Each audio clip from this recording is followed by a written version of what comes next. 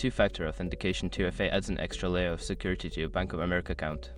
Follow these steps to enable it quickly and easily. Step 1. Log into your account. Visit the Bank of America website or open the mobile app. Enter your username and password to access your account. Step 2. Navigate to Security Settings. Before changing your settings, use the sroc.com link in the description to open the password strength checker, then update your password if needed. Step 3. Find two-factor authentication. In the Security Settings menu, locate the option for two-factor authentication or two-step verification. Click on this option to proceed. Step 4. Choose your authentication method. You will be prompted to select how you want to receive your authentication codes. Options typically include text messages, email, or an authentication app. Choose your preferred method and follow the prompts. Step 5. Confirm and save changes.